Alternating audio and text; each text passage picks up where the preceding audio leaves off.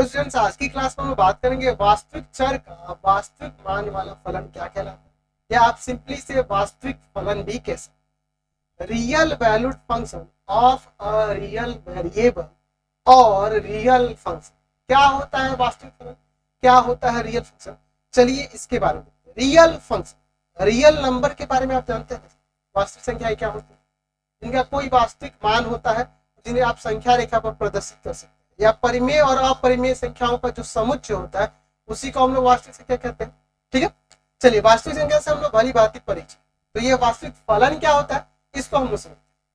यहाँ पे जैसा कि मैंने आपको फलन के लिए बताया था कि एफ ए से बी में एक फलन कहलाता है तभी जब ए और बी अधिक समुच्चय हो, और इस नियम एफ के तहत ए के हर एक अवयव बी के एक अवयव के साथ अद्वितीय तरीके से जुड़े हुए हो, अद्वितीय तरीके से रिलेट हो, तो उस कंडीशन में एफ को ए से बी में फलन कहा जाता है। तो उस फलन को हम लोग वास्तविक फलन कब कहेंगे, हम इसकी परिभाषा ऐसे दे सकते हैं कि यदि किसी फलन का प्रांत तथा परिसर यानी कि डोमेन और रेंज, प्रांत तथा परिसर वास्तविक संख्याओं का उपसमुच्चय हो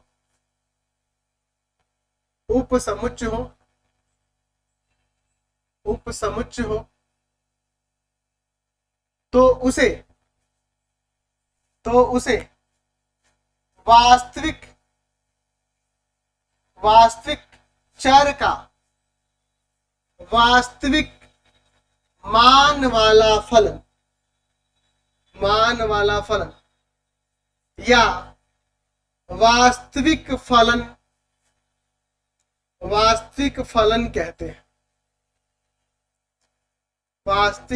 कहते हैं, ऐसा हम लोग लिख सकते हैं। चलिए परिभाषा समझते हैं। यदि किसी फलन का प्रांत यानी कि डोमेन तथा रेंज यानी कि परिसर वास्तविक संख्याओं का उपसमुच्चय हो तो उस कंडीशन में उस फलन को वास्तविक चर का वास्तविक मान वाला फलन या केवल वास्तविक फलन कहते हैं। क्या होता है यह फलन, चलिए इसको समझते हैं।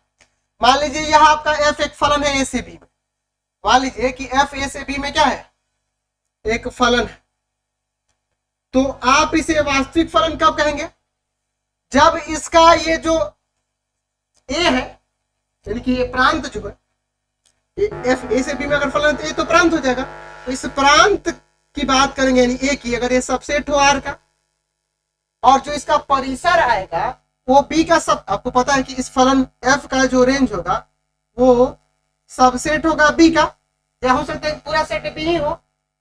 तो हम ऐसा भी कह सकते हैं कि ये अगर बी सबसेट हो आर का, आर क्या है यहाँ पे वास्तविक संख्याओं के समुच्चय को निर्मित करें, यानी कि अगर एफ ए से बी में फलन है तो ए और बी दोनों के दोनों सबसेट होने चाहिए आर के, तब हम लोग कह सकते हैं कि एफ ए से बी में एक वास्तविक फलन है, एक रियल फंक्शन। ठीक है, या आप ऐसे भी लिख सकते हैं कि रेंज ऑफ जो फंक्शन होगा वो सबसेट होगा आर। डोमेन भी सबसेट हो आर का। अब यहाँ डोमेन की जगह जो भी हो और को डोमेन की जगह जो भी, बट ध्यान रखना होगा कि वो दोनों क्या होने चाहिए, सबसेट होने आर के। या आप कह सकते हैं कि को डोमेन भी जो लिया जाएगा तो वास्तविक संख्याएं ही होती है।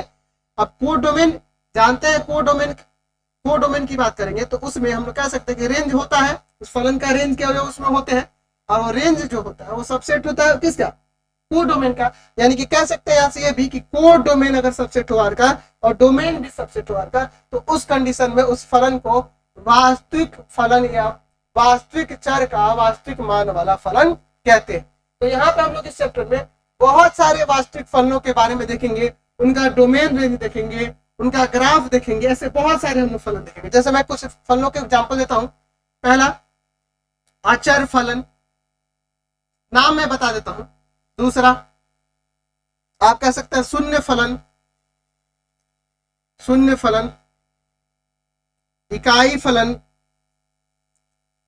फलन, रैखिक फलन, रैखिक फलन।